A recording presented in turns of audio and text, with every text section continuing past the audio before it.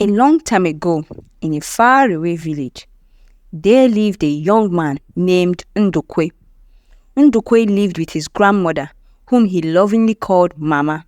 She was not just his grandmother, but also the only mother he had ever known. Everyone in the village also called her Mama because of her kindness and wisdom. Mama was a herbalist known for curing people with her knowledge of herbs. Ndukwe had only faint memories of his late mother, who passed away when he was 5 years old. She had left him a special token in her final days, a small wooden carving of the tree of life. The token was round with a tree carved inside it, but the tree was incomplete, only half of it showing. His mother had told him, "Never lose this, no matter what happens. Whenever you hold it and speak your heart's desires, I will be there to guide you." Ndukwe never knew his father. Whenever he asked Mama about him, she would shake her head sadly and change the subject. Ndukwe and Mama made a living by selling herbs and curing people who had illnesses that doctors couldn't cure. Mama would sometimes walk to distant villages to find special plants for herbs. On weekends, she would send Ndukwe on errands to find her unique plants and barks. She taught him everything she knew, and many people trusted her wisdom and came to her for healing. As Ndukwe grew older, Mama grew weaker and eventually became bedridden. Although Ndukwe had learned all about the remedies and herbs, people still trusted Mama's experience more than his knowledge. This was their only source of income, and it became harder to make ends meet. Ndukwe had to drop out of school to take care of Mama. A few loyal villagers still believed in traditional herbs and would pay him for them, but more people began to rely on Western medicine. Ndukwe needed more money to hire someone to take care of Mama while he worked, but they became very poor. They often had only one meal a day, surviving on the little money Ndukwe earned by carrying bricks at construction sites. These jobs were hard to find because there was not much construction in the village, and every unemployed man would compete for the few available jobs. Their situation continued for 3 more years. Ndukwe would labor just for him and his grandmother to survive.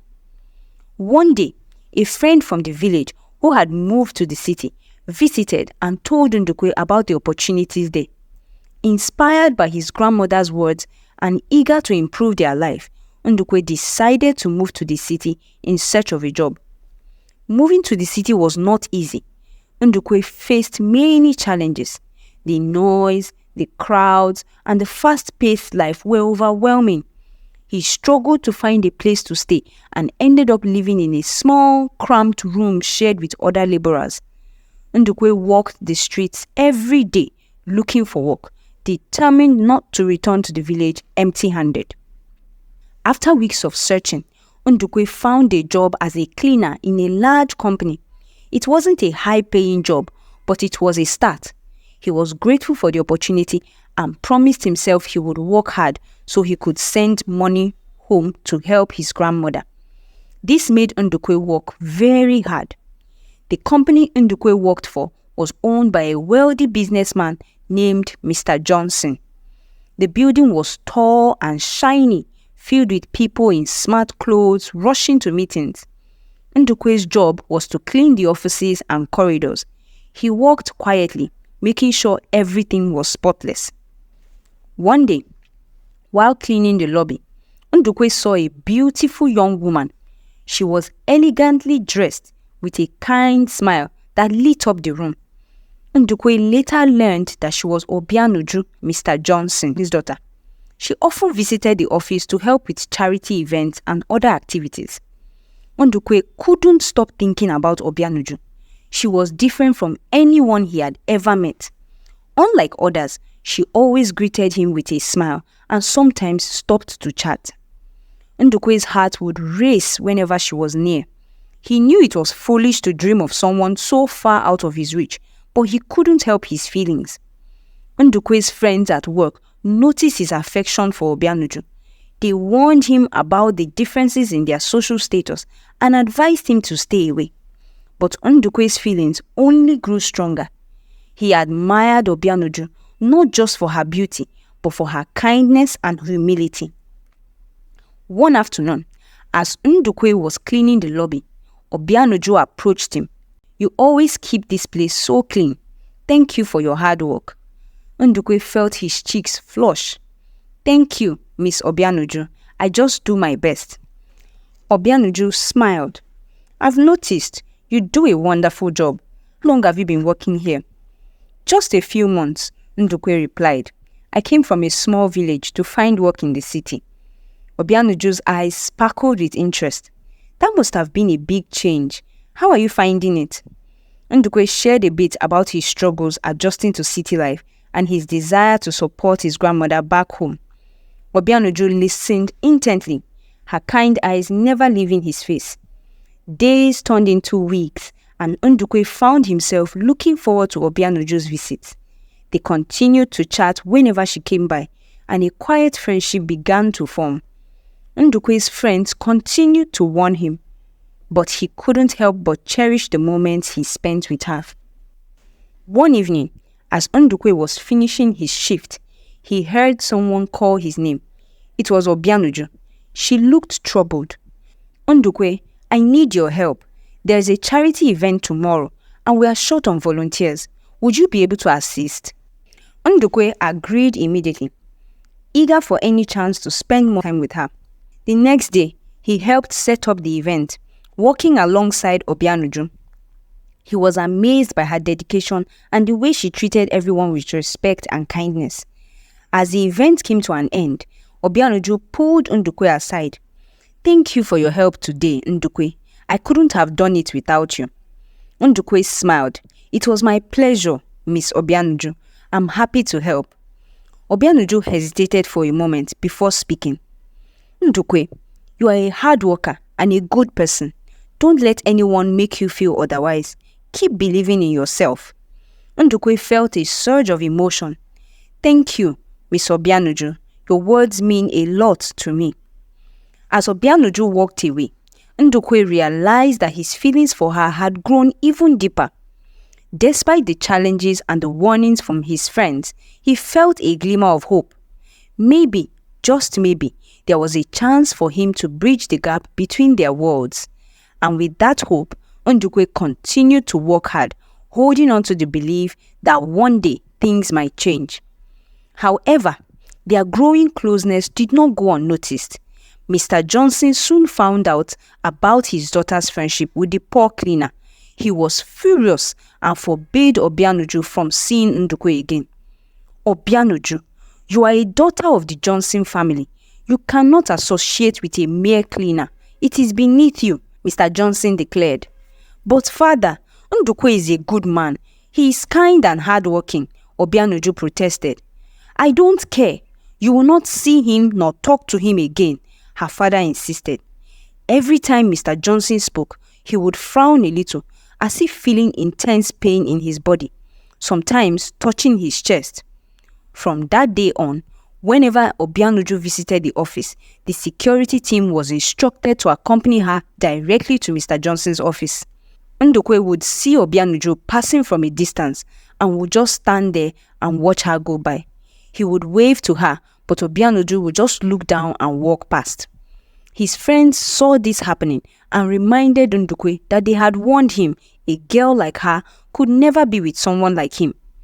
This made Ndukwe very sad, and that night he couldn't sleep. He called home and spoke to the helper, whom he called Auntie. Ndukwe asked Auntie to give the phone to Mama, and he told her all about Obianuju. After talking to his grandmother, Ndukwe felt better and fell asleep at midnight. Mr. Johnson did not realize that keeping Ndukwe and Obianuju apart was only making them miss their short chats even more. They started longing for each other's company. A few weeks later, fate brought them together again. This time, Obianuju accidentally spilled her coffee in the office kitchen. Ndukwe was nearby and immediately rushed over to clean up the mess. "I'm so sorry about the mess," Obianuju said with a smile. No problem, Miss Obianuju. It's my job, Ndukwe replied politely. As they spoke, Ndukwe could see the sadness in Obianuju's eyes. I miss our talks, she said quietly, glancing around to make sure no one was watching. Me too, Ndukwe admitted. It's been hard not seeing you. They spoke for a few more moments before parting ways, both feeling a renewed sense of connection and hope. Despite Mr. Johnson's strict orders, their brief conversation reminded them of the bond they shared and the kindness they saw in each other. Days turned into weeks, and their longing to speak grew stronger. One day, Ndukwe found a small note hidden among the cleaning supplies. It was from Obianuju. Meet me in the garden during lunch, it read. Excited and nervous, Ndukwe went to the garden at the appointed time. There, hidden behind the tall hedges, Obianuju was waiting. I'm glad you came, she said softly. I've missed you so much, Ndukwe. I've missed you too, Obianuju, Ndukwe replied, hardly believing what was happening. He felt it was the right time to tell Obianuju what had been in his heart all this while. As he began to say, Obianuju, Before he could finish his words, Obianuju sneezed. Her sneezing grew stronger. Obianuju, are you okay? He asked, concerned. I'm not sure. I think I'm coming down with the flu. I can't stay, Ndukwe. I'm not feeling well all of a sudden, Obianuju said, leaving the garden. Ndukwe was disappointed, but quickly called out, At least give me your contact number so I can check on you later. They exchanged numbers and Ndukwe watched Obianuju leave. He held onto his small cell phone, smiling like a baby. That evening, when Ndukwe got to his place, he thought of calling Obianuju. He couldn't focus on anything else. He immediately called her and asked how she was doing. He could hear her voice was raspy, so they couldn't talk much. The next day, Ndukwe stood in the garden, waiting for Obianuju. When she arrived, she whispered, I'm here as you instructed on the phone. I wanted to give you this, Ndukwe said, handing her a small wrapped piece of newspaper. It's a remedy you should boil and drink. Obianuju told Ndukwe that he shouldn't have gone through so much trouble because she had bought medicine, but Ndukwe assured her that his remedy would work faster. He gently urged her to go home since her voice was struggling to come out. Although Ndukwe was worried about Obianuju, he was also a happy man. The whole day, he cleaned while whistling, other office staff looking at him with a mix of disgust and annoyance, but he didn't care at all. Just like the previous evening, Ndukwe called Obianuju again. Hello, Miss Obianuju, it's me, Ndukwe, he said, but this time, a deep male voice answered. You don't have to say your name each time you call. It's written on the phone, Village Boy. And don't call Obianuju again. The phone was hung up abruptly, leaving Ndukwe speechless and confused. He didn't understand why the man was so mean or who he was to Obianuju. Ndukwe couldn't wait for the next day, but when he got to work, Obianuju didn't come. He went to the garden every chance he got, hoping to see her, but she never showed up. He thought about calling her, but remembered the warning from the previous night. Before he could finish his shift, he was summoned to Mr. Johnson's office. His friends looked scared for him when they heard about the summoning. Feeling like a child called to the principal's office, Ndukwe followed the man who called him. Mr. Johnson looked at Ndukwe sternly as he stood in front of him. I heard from Obianuju's fiancé that you called her, Mr. Johnson began. You are to cease all communication with my daughter. She is about to marry her equal. You should know where you belong. When Ndukwe tried to reply, Mr. Johnson cut him off. Do not interrupt me. You have no skills, no education. What do you think you can provide for my daughter? Now leave. Ndukwe left the office feeling humiliated. People often treated him like he was nothing, but hearing it directly made him feel even worse. As he walked down the corridor, he felt like everyone was staring at him. He reached into his pocket and held onto the carved token his mother had given him, wishing the earth would open up and swallow him alive. It was already time to go home, so Ndukwe grabbed his lunch bag and rushed out of the building. He thought about quitting his job, but thinking of his grandmother, he gathered the strength to return the next day. A week later, Ndukwe found himself cleaning in the office of a new director, a very mean man who kept messing up his office just so Ndukwe could clean it. Whenever Ndukwe picked up the papers the director threw on the floor, the man would throw more. One day, as Ndukwe was busy picking up papers, Obianuju walked in and observed what was happening. She shouted, "Nnamdi, stop it!" She then told Ndukwe to stop picking up the papers and leave. Ndukwe's work became very unpleasant. The director made his life miserable, always requesting Ndukwe to clean up his spills. On one particular day, Nnamdi tested Ndukwe's patience until he couldn't take it anymore. "Sir, can you please use the rubbish bin under your table for these papers you keep throwing down?" Ndukwe asked. "No, if I do that, you won't have work to do. I'm keeping you busy," Nnamdi replied. That's when Ndukwe realized that Nnamdi's voice was the same voice he had heard on Obianuju's phone when he called her. Feeling angry and tired, Ndukwe stormed out, collected his things, and left the city for the village.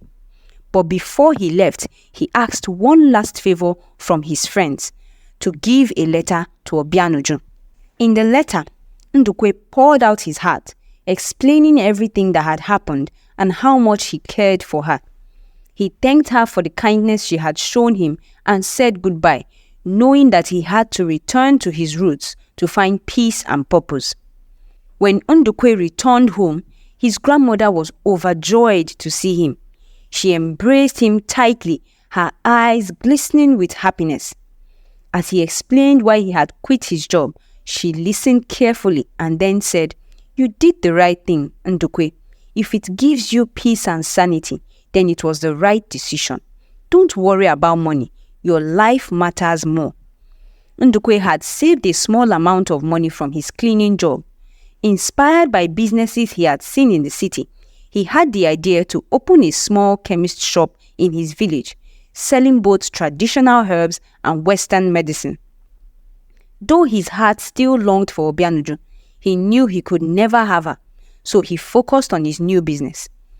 The shop soon became successful, bringing in enough money for him and his grandmother to live comfortably. Months passed, and one day, Ndukwe received an unexpected call from Obianuju. "Ndukwe, I need to tell you something important, but not over the phone. Can you tell me how to get to your village?" she asked. The following day, Obianuju arrived at Ndukwe's home. They were ecstatic to see each other, hugging tightly as if never wanting to let go. "I love you, Ndukwe," Obianuju confessed, tears streaming down her face. "I walked out of my wedding with Nnamdi because I can't live without you." She explained that her father had chosen Nnamdi for her because he came from a wealthy family and was the son of her father's friend. As they spoke outside under the shade of a large tree, several cars suddenly pulled into Ndukwe's yard. Mr. Johnson, Nnamdi, and his parents quickly got out and stormed towards them. Nnamdi, seething with rage, rushed at Ndukwe and shoved him to the ground. Nnamdi's father tried to restrain his son, but Ndukwe fell and his carved token slipped from his pocket. Mr. Johnson grabbed Obianuju, insisting she return and marry Nnamdi. But then, something strange happened. Nnamdi and his parents all stopped and stared at the carved family tree token that had fallen from Ndukwe's pocket. Nnamdi slowly took off his chain, which held a matching piece of the family tree. He picked up Ndukwe's piece and fit it into his own. It was a perfect match, like a missing puzzle piece. Ndukwe, now standing, looked on in confusion along with Obianuju and Mr. Johnson. Nnamdi's mother clapped her hands and exclaimed, "I knew it!" She looked furiously at her husband. "Who are you?" Nnamdi's father asked Ndukwe, his voice trembling. "My name is Ndukwe," he replied, still unsure of what was happening. No, Nnamdi's father said. Wait, I have been here before, he recalled. I need to see your mother. They all went inside, and when Ndukwe's grandmother saw Nnamdi's father, she cried out, "Oh my God, now I can rest in peace. So you finally came after abandoning my daughter and running back to the city. You left her to face the shame alone," she said, weeping. "I meant to come back, Mama," Nnamdi's father replied. "But when I returned to the city, my father had arranged a marriage for me. I left Ndukwe's mother with this token as a promise that I would return for my child," he said, tears streaming down his face. Nnamdi interrupted, laughing in disbelief. "So the janitor is my brother." Both his mother and father looked at him and said at the same time, "No." Nnamdi's father continued, "Ndukwe, I am sorry. You are my son. Please forgive me. You are my firstborn and my only son." Nnamdi, in shock and anger, "What do you mean he's your only son?" he demanded, but his mother knelt and begged his father, "Please, not now. This is not the place or the time." Nnamdi stormed out of the house and everyone sat quietly, the room thick with tension. Mr. Johnson, now silent, started crying. "I wanted you to marry before it's too late. I wanted to see your wedding before I..." He touched his chest and collapsed. They quickly placed him on a mat, the air heavy with fear and secrets revealed. After some time, Mr. Johnson woke up, his eyes weary but sincere. He looked at Obianuju and spoke, his voice weak but heartfelt. "My daughter, please forgive me. It was my last wish to see you get married before I go. I have a terminal illness. The doctors tried everything, but there is no cure." Obianuju knelt beside her father, tears streaming down her face. "But father, did you have to force me to marry a man I don't even love because of your wish?" she asked, her voice breaking as she hugged him tightly. Mr. Johnson sighed deeply, his hand gently patting her back. "I thought it was best for you, to secure your future, but I see now that I was wrong." Obianuju then turned to Ndukwe, her eyes pleading. "Ndukwe, please help my father. I know the herbs you gave me before were not ordinary. Can't you help him too?" Ndukwe, still trying to process the whirlwind of events, sat quietly. He shook his head, feeling overwhelmed. "This is just too much for today. Can everybody just leave? I need time to think," he shouted, his voice echoing with frustration and confusion. The room fell silent. One by one, everyone left, leaving Ndukwe alone with his thoughts. Obianuju stayed for a moment longer, her eyes still full of hope. "Ndukwe, I know you are going through a lot. I will call you when I arrive home," she whispered before leaving. Ndukwe sat in silence, staring at his grandmother. "Mama, why didn't you tell me?" he asked, his voice trembling. Mama sighed deeply, her eyes filled with old pain. "How could I? Your father left us heartbroken and brought shame upon our family in the village. I never wanted to open those wounds again," she said, her voice barely above a whisper. Ndukwe nodded slowly, trying to understand the weight of her words. A week later, his newfound father, Mr. Johnson, and Obianuju gathered once more. Mr. Johnson, in a gesture of desperation, knelt before Ndukwe. "Please, my son, I beg you, help me," he pleaded. Ndukwe quickly pulled him up. "No, please, sir, don't kneel," he said, though his heart was still heavy with anger. He looked Mr. Johnson in the eye, his voice steady but filled with emotion. "Sir, I don't believe in this sudden change of heart. You treated me as if I was beneath you because I was poor. Now you seek help from the same lowly village boy who has no skill, whom you looked down upon. You will never change. Go find someone in your own circle to help you." Mr. Johnson's eyes filled with desperation. I will pay you any amount you want, he offered. Ndukwe laughed bitterly. That's the problem with you rich people. You think money can solve everything. I don't care about your money. Tell your money to cure you. Before Ndukwe could finish, Obianuju knelt beside her father.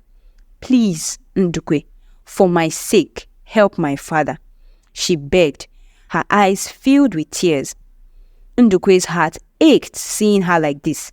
He looked at Obianuju, and despite his anger, he couldn't deny his feelings for her. He nodded slowly, unable to deny her plea. On the side, his father also begged, Please, my son, I know we have all wronged you. Please find it in your heart to forgive us. Ndukwe looked at his father, anger mixed with curiosity. And what exactly am I forgiving you for? He asked.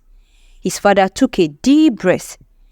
I came to the village during the construction of the tar road. I spent many months here and fell in love with your mother. When she became pregnant, my father called me back to the city.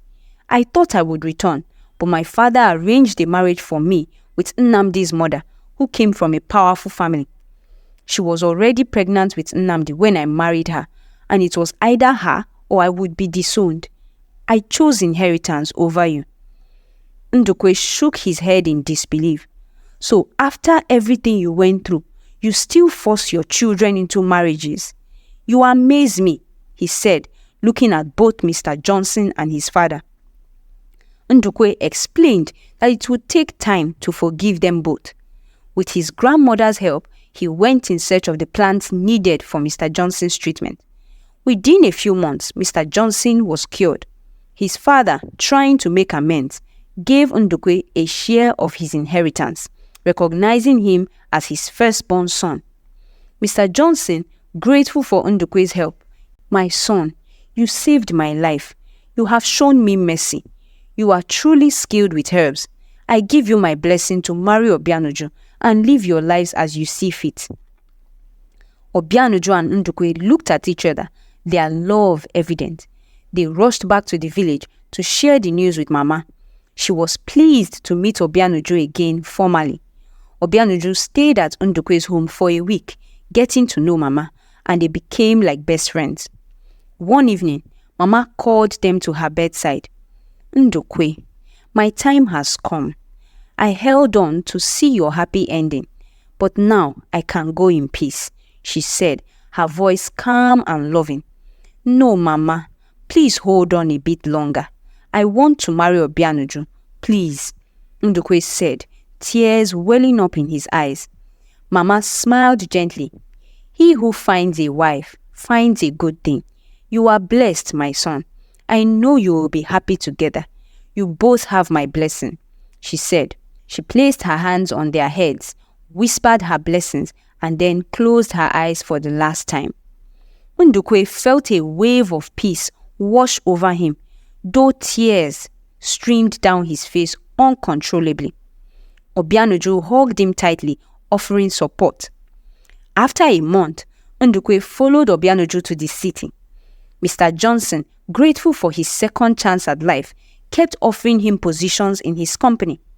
Nnamdi had left for overseas after everything that had happened, leaving a gap in the business that Mr. Johnson hoped Ndukwe would fill. However, Ndukwe politely refused every time. Thank you, sir, but I have a different dream, he would say. Mr. Johnson insisted, promising to teach him everything about the business. You have the potential to do great things here, Ndukwe. I need someone I can trust. Let me help you, he urged.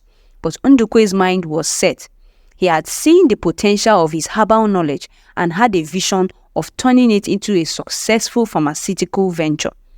I appreciate your offer, Mr. Johnson, but I want to create something of my own. I believe my herbs can help many people, and I want to build that dream. A week before their wedding, Ndukwe and Obianuju found themselves on the balcony of Ndukwe's penthouse, the highest building in the city. The moonlight bathed them in a soft, silvery glow as they looked out over the sprawling cityscape. Obianuju joined Ndukwe with a cup of coffee, her eyes sparkling with excitement. She took his hand and said, "My love, I can't believe we are finally going to be together." Ndukwe, overcome with joy, said, "It's happening, my love. I love you so much." They embraced, their hearts full of love and longing to be with each other. They stood on the balcony, watching the stars in quiet peace, savoring the moment. The night passed quickly, and soon their wedding day arrived. The ceremony was beautiful, filled with family, friends, and joy. As they exchanged vows, the love in their eyes was undeniable. They moved into their new home, a place filled with warmth, love, and the promise of a bright future together. The end.